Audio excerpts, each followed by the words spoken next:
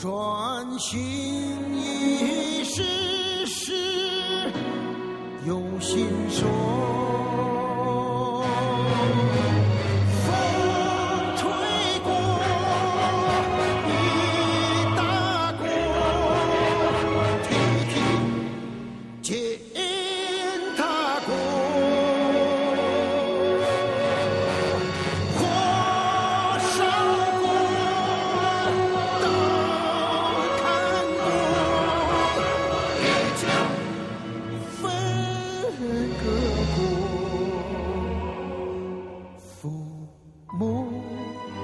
伤痕昂起头，吞咽下去如血如火，走过长夜，走过坎坷，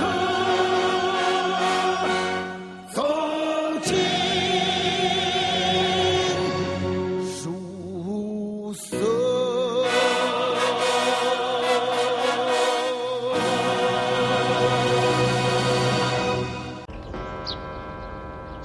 中堂，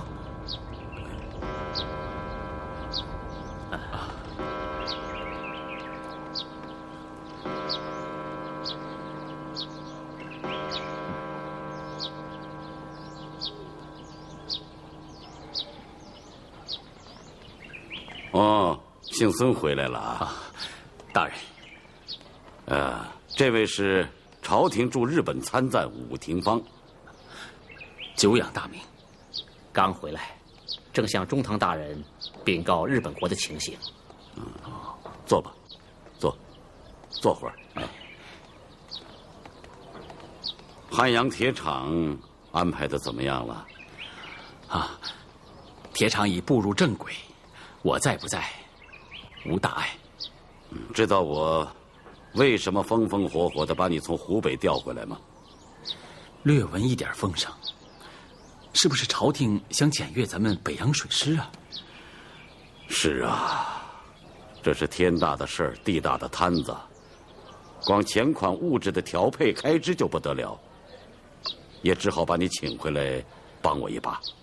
卑职怎敢担当中堂一个请字啊？中堂但有调遣，卑职是赴汤蹈火。没那么严重。只是要想法子把北洋水师的门面拾掇得光鲜一些罢了。只怕是这边拾掇光鲜了，那边又有人抹黑呀。姓孙这话是什么意思？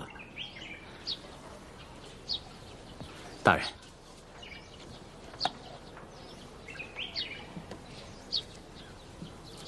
请看。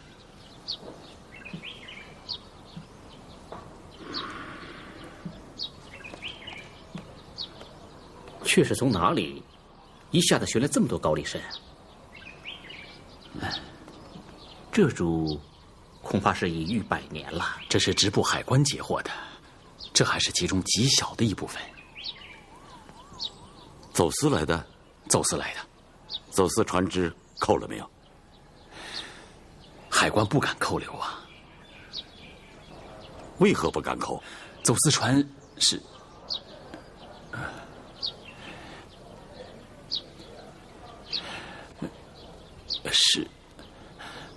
北洋军舰。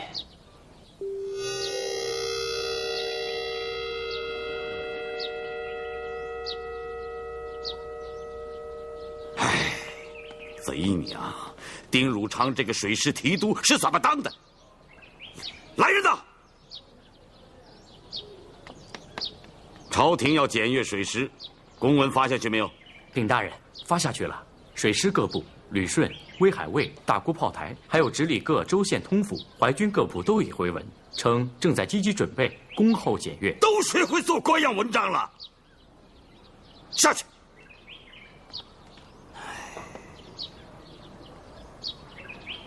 三军在。你们安排一下，我要出去。是。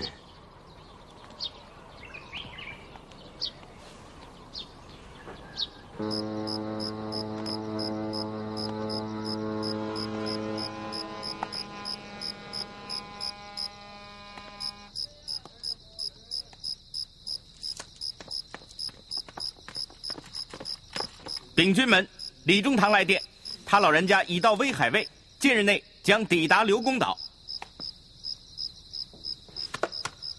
传我将令，着各舰管带再次申斥，本舰官兵不得擅自离舰。是。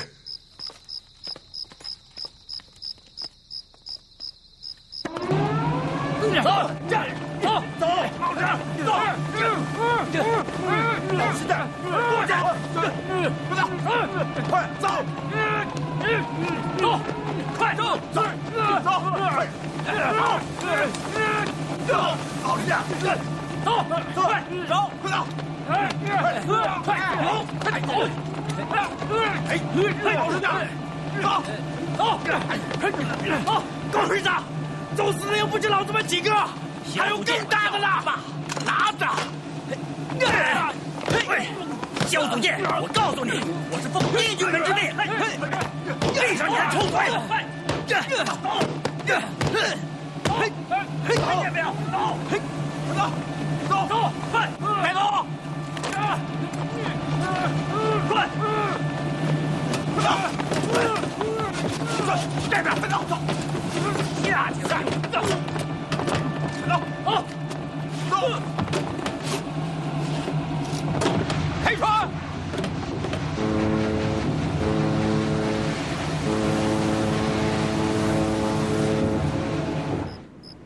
呈报军机处，今夜我朝勇舰出海例行巡逻，遭遇风暴，守备萧祖舰等7名官便落海丧生。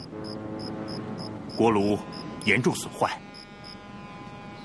老兄，我再劝你一句，你要是把这事儿捅出去，对你可是一点好处也没有，反而得罪了本官以及营务处大大小小的同僚。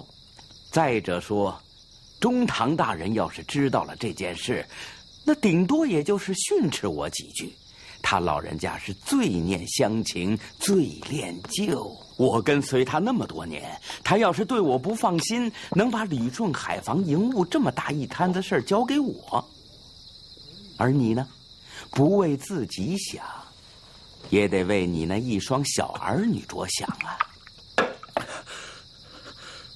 黄大人，你不要拿孩子来威胁我，我不想得罪你，可是你也太黑了，这买炮弹的钱你都敢贪，还逼我做假账。我不告你，这要打起仗来，没有了炮弹，这遮盖得过去吗？这么说，你是执意要告本官了？我良心不安生。好，那你就到龙王爷那儿去告吧。来人，有！黄日兰，你杀人灭口，你不得好死！放开我！把我放开！放开我！黄日兰，你杀人灭口，你不得好死！黄日兰，我这头死也饶不了你！黄日兰，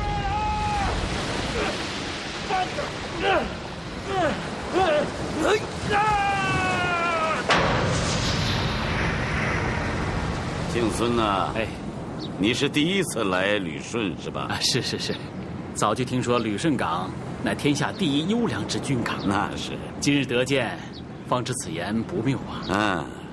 旅顺建设10年不容易啊，是，耗资亿万，方有今日之规模。你看看这港内的码头和锚地，可驻泊北洋水师的全部舰艇，周围山岭上遍布海岸炮台，既有60余门德国之克虏伯巨炮控制着方圆数十里的海面。再看这港内电报局、机器厂、水陆便兵医院，还有水雷营，一应俱全。您可真熟悉啊！哎呀，这旅顺军港，乃是中堂大人一手擘画，亲自缔造的。这方圆100里的山山水水，哪一处没有中堂大人的足迹呀？小兰子言过其实喽。哎，卑职并未言过其实。还记得修筑弹药库的时候，中堂曾险足短衣，亲自搬运砖石呢。走，咱们到弹药库去看看。来，走啊！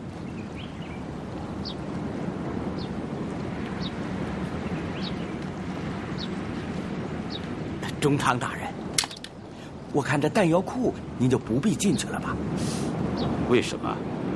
这里面码放的全是爆炸物品，我是为大人的安全着想。胡说！打开门。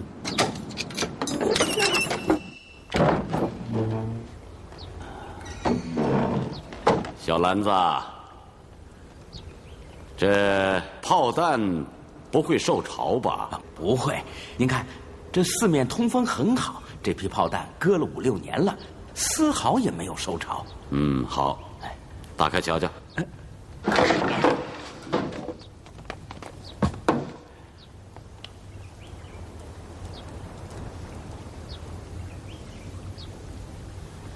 好。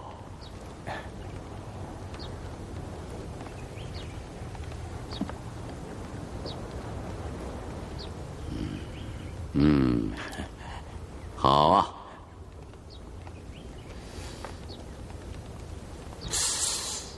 不对呀。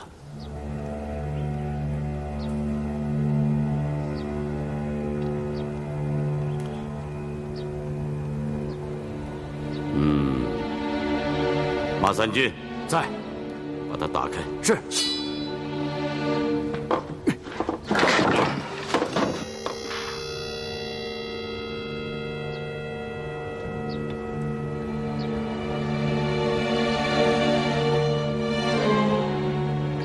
中堂大人，中堂大人，中堂大人饶命啊！中堂大人，中堂大人饶了我！饶命啊！中堂大人，中堂大人饶命啊！中堂大人。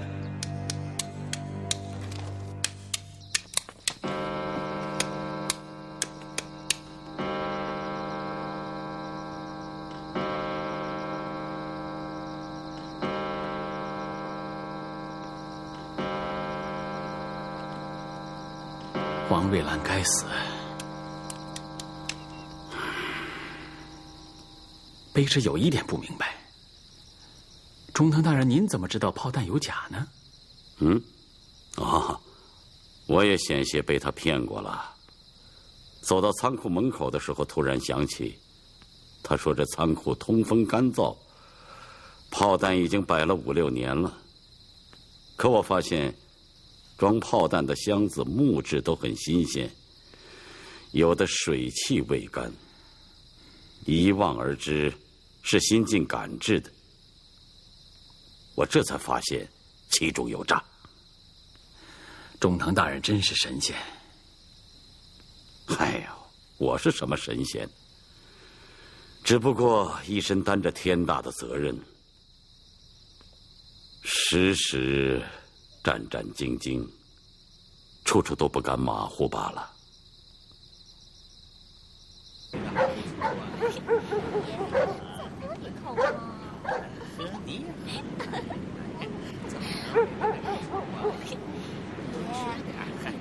你看我到舰上就很可惜啊，还不容易。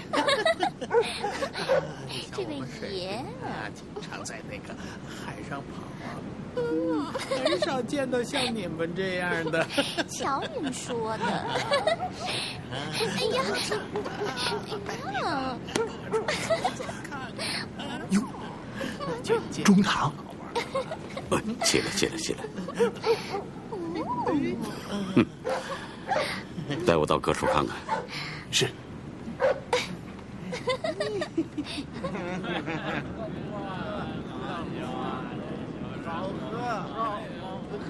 好喝。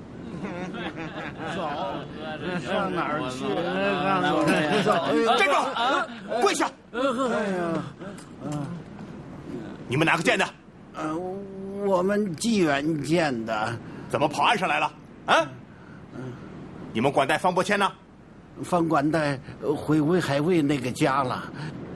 我们几个没事干，就上岸上喝口小。滚！还去哪儿看看呢？哼！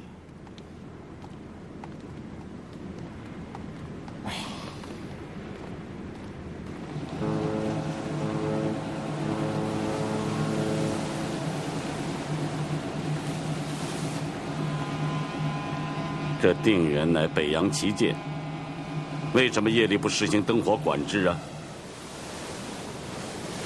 你上去看看，在做什么？是。不过不要惊动他们。是。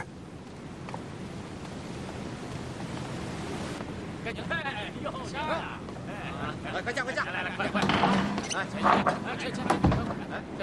哎，我的！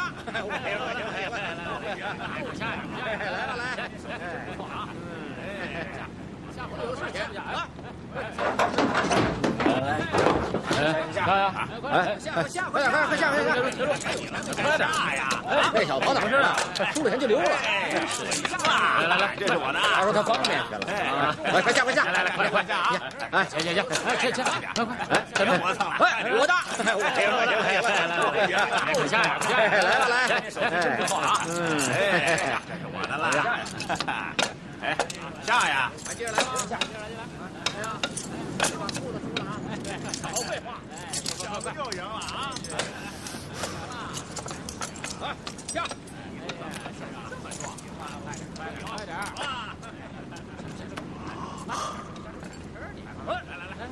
入昌早有将令，只是管带刘步蟾自恃才高，一向喜欢自行其事。别说了，我知道，这批刘国阳的管带不太把你放在眼里，可你总应该拿出统帅的威风来。是。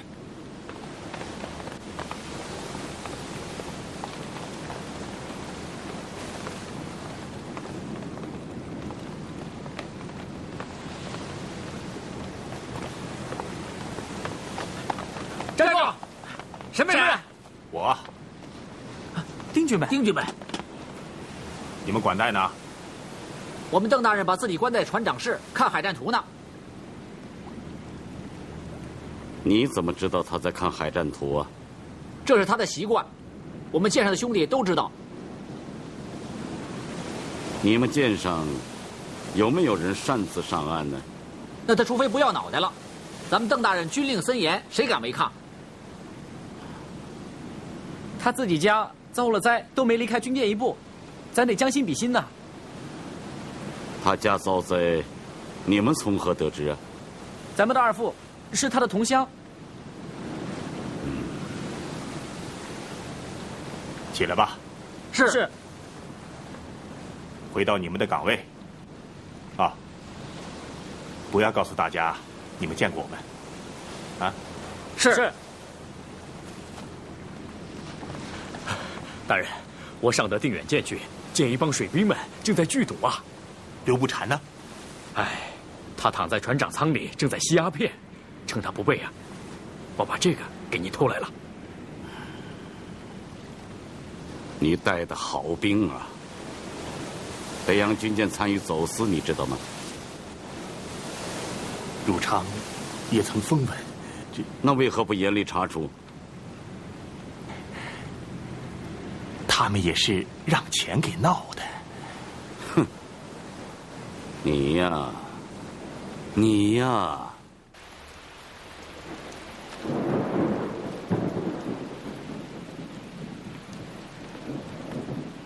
这是翁同龢的弹劾奏章，我让人抄了一份。平心而论，他弹劾你的理由，条条都站得住脚。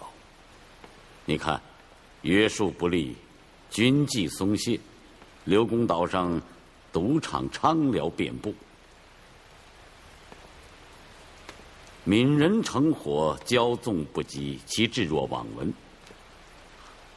还说你只识弓马，不懂水师，对洋务知之甚少，担任个总兵参将油闲不足，怎么能够统帅亚洲最强大之舰队？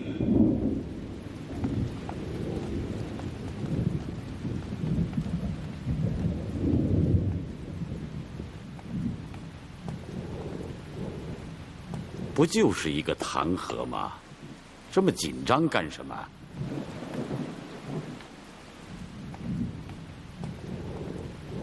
何况他弹劾你，不过是项庄舞剑，意在沛公。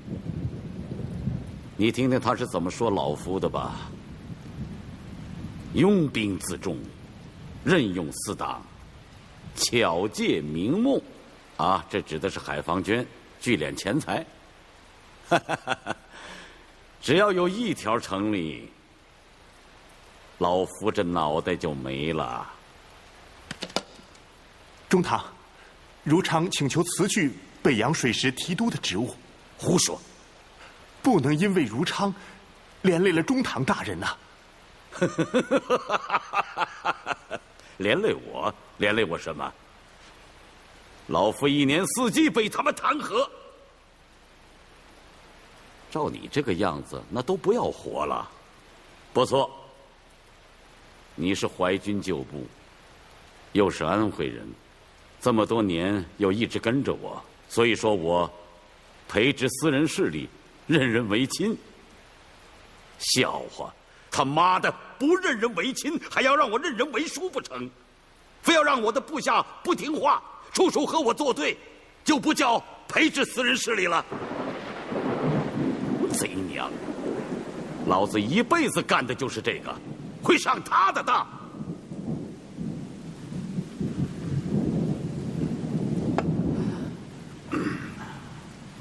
如常，你听着，这个提督，你不能辞，不但不能辞，而且还要牢牢的给我把握住这个位置。北洋水师是朝廷的命根子，也是我李鸿章的命根子，你懂吗？这天大的责任呐，如常怎么能担当得起呢？你担当不起，没有人更能担当得起。不错，你有很多不足，可是你敦厚，就这一条能抵他千条万条。何况你摸爬滚打于刀剑锋敌之中，久历战阵，作战英勇，这不但那些纸上谈兵之流望尘莫及，就是那些刘国阳的管带也比不上。你不要怕他们不服你。北洋水师要整顿，老夫为你撑腰。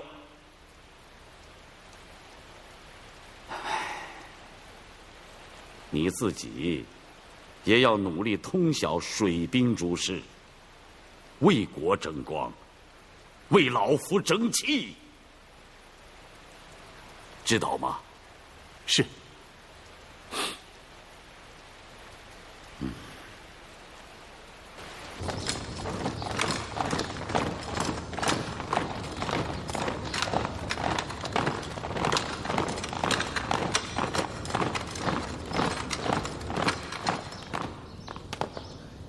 右翼总兵定远号管带刘步蟾，末将在；左翼总兵镇远号管带林泰增，末将在；副将经远号管带林永生，末将在；副将致远号管带邓世昌，末将在；副将靖远号管带叶祖圭，末将在；副将济远号管带方伯谦，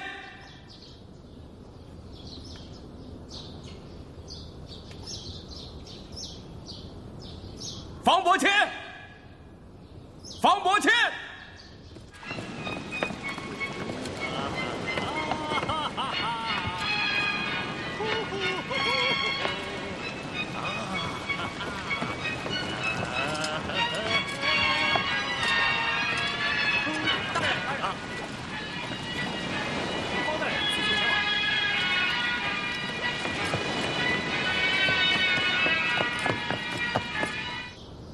为迎接朝廷阅兵式，本帅曾三令五申，着各舰各部悉心准备，不得贻误。今日升帐议事，诸将需一一禀报战备情形。不过在此之前，本帅将有一重大喜讯发布。李中堂已于昨日莅临刘公岛，恭请李中堂。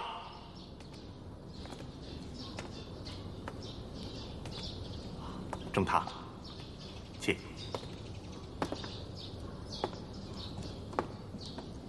参见李中堂。起来吧，起来吧。谢中堂。我此番前来，有一件物事要送给大家。这件物事，我准备拿给皇上看，拿给皇太后看。但我想，最应该看到它的，应该是北洋水师的全体将士。于是，我就把它拿来了。知道这是何物吗？这是我北洋旗舰定远号的模型。自从我有了北洋水师，各国瞩目，而日本人对此则是既惊且惧，特别是对我头号主力定远和镇远2艘战列装甲舰，更是视为心腹大患，恨之入骨。就连日本学堂里的小孩子，也玩起了击沉定远号的游戏。这军舰模型上的斑斑破洞，就是日本孩童以石头充作炮弹给砸出来的。能让倭寇如此仇恨，乃是我定远的光荣。不禅，但请朝廷和中堂大人放心。倘国家有事，只待中堂大人一声令下，不禅将率定远全舰将士立即出动，驰骋海疆，杀敌立功。用什么杀敌？用你这杆鸦片枪吗？末将知罪。大人，方伯谦来了。来得好，让他自己摘去顶戴，报名跪进。是。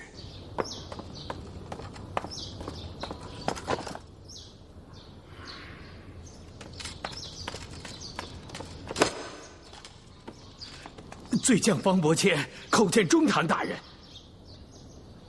你昨晚回家去了？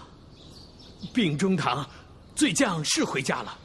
罪将擅离职守，罪该万死。你的家不是在福州吗？怎么又迁到威海来了？罪将在威海又安了家，又买了房。你很会过日子嘛？听说你新纳了2房妾，一个是19岁，一个才16岁，是吗？擅离职守，点名不到，当治何罪啊？按律当斩，只是什么？当斩则斩。朝野常常有人议论北洋淮军为我李鸿章之私家军，道我一味偏袒迁就，有法不依，有罪不罚。而你们之中，如方伯谦也信以为真，妄自托大，有恃无恐，藐视朝廷法度，甚至拿军国大事当儿戏。外间议论，我不惧他。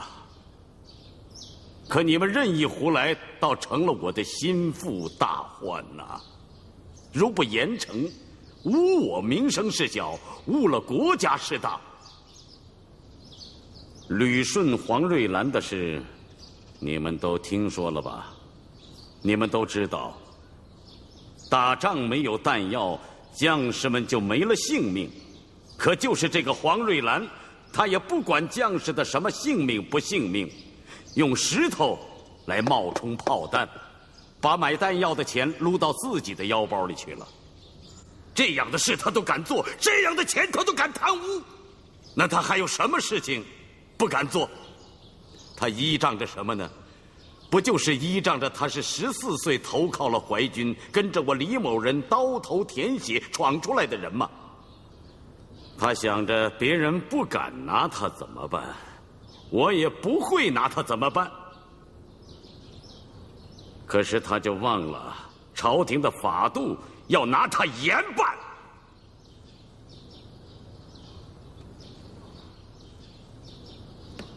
我把他从旅顺带到威海来发落，本想给你们一个警示，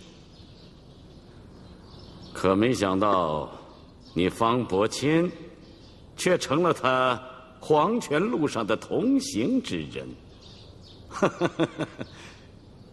三军到。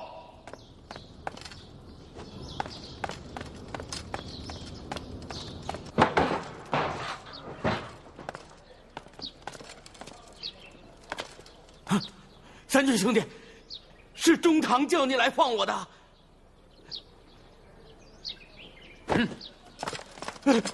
不，中堂大人是不是要杀我呀？兄弟，你得替我说句话呀！王大人，你他妈的也算是刀枪剑影滚过来的人，要杀便杀，哭哭啼啼，还在这装洋蒜，就不怕丢人现眼？走，给爷带路。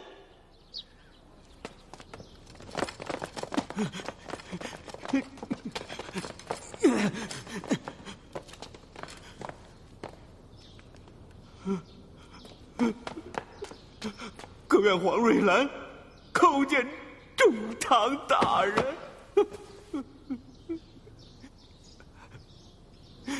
知道我为什么革你的职吗？阁员知道，阁员辜负了中堂大人的教诲，犯了罪，只求中堂大人从宽发落呀。从宽发落？你的罪还能从宽发落？别人或许不能，放在阁员身上就能了。因为大人当年曾亲口对阁员说过，定不相负啊。我知道你会用从前的事来要挟老夫。好，说。阁员错了。其实阁员做的那点事也不值一提。讲。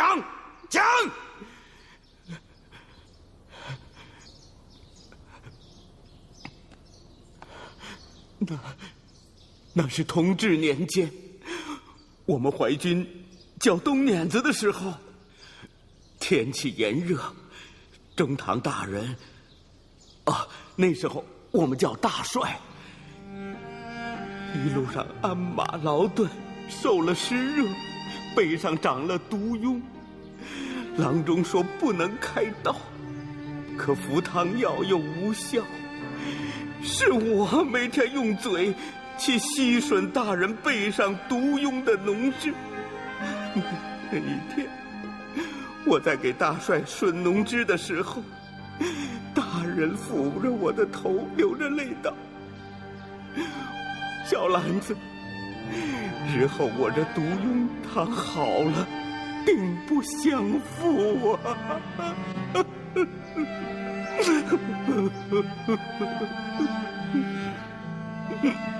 小兰子，今日老夫若赦了你，那就叫徇私枉法。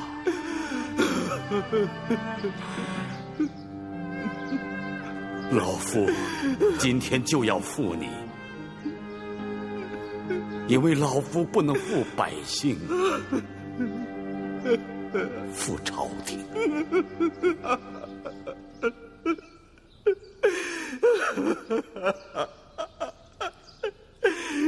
中堂大人，中堂大人，中堂大人呐！大人，中堂大人，大人呐！中堂大人，大人，中堂大人呐！大人，中堂大人，大人呐！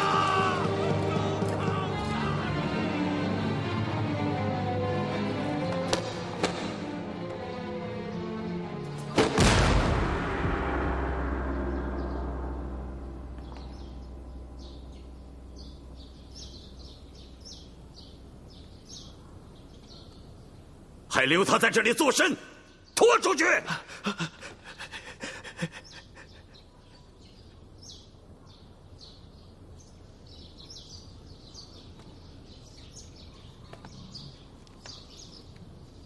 丁汝昌，中堂大人，末将替方伯谦求情了。慈不长兵，义不长财，你这样婆婆妈妈，怎么能统帅这虎狼之师？禀中堂，非是末将心软，我北洋水师自创建以来，未经一役先斩大将，于军不利呀。且方伯谦是刘过洋的管带，杀了他，一时间还无人可以顶替。诸位将领，看在咱们流血欧洲的份上，救我方伯谦一命啊！救我方伯谦一命啊！我若是不允呢？终是如昌统军不利，要治罪，请中堂先治如昌之罪。中堂赦罪，中堂赦罪。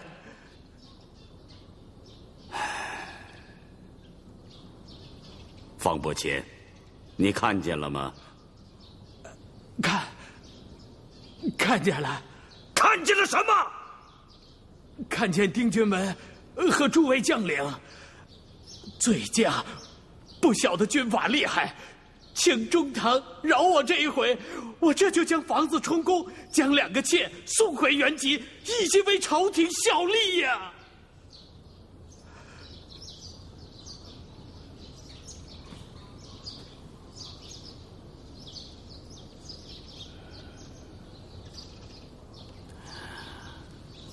你们都起来吧。谢谢中堂。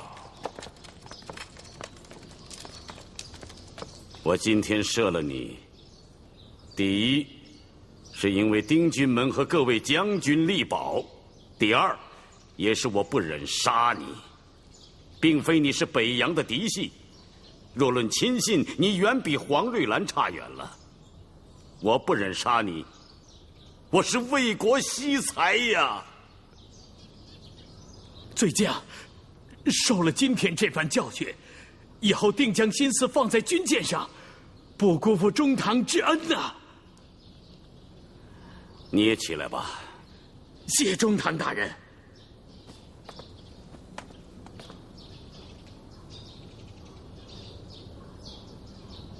邓世昌，末将在。昨夜老夫深夜去巡查刘公岛，所有的舰艇都有人擅自上岸，唯独致远号号令森严，无一人擅自上岸。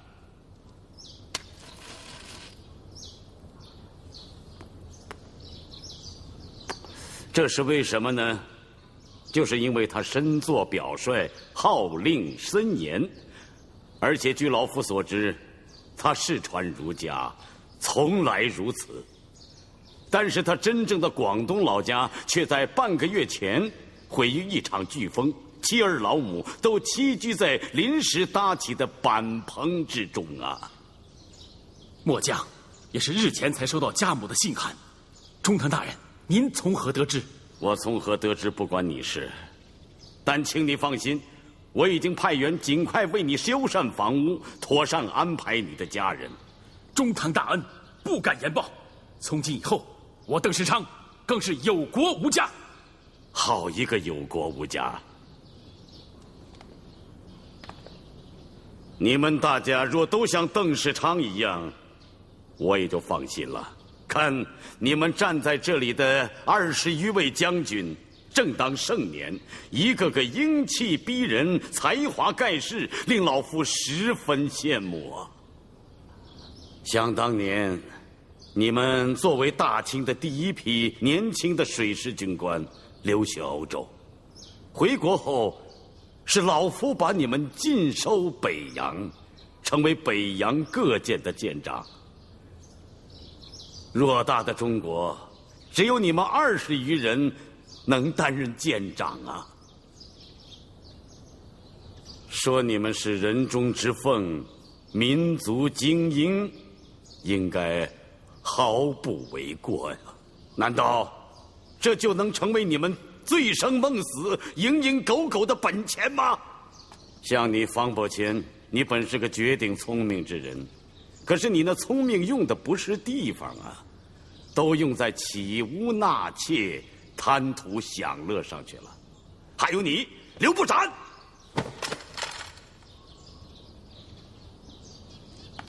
我知道你才名识远，饶有干练，这才委任你做右翼总兵，我北洋主力定远号的管带。这也不算辱没了你吧？然而你却犹嫌不足，犹嫌不足而不能言，你就抽大烟宣泄。难道你要让你的满腔的抱负都化成烟雾飘散吗？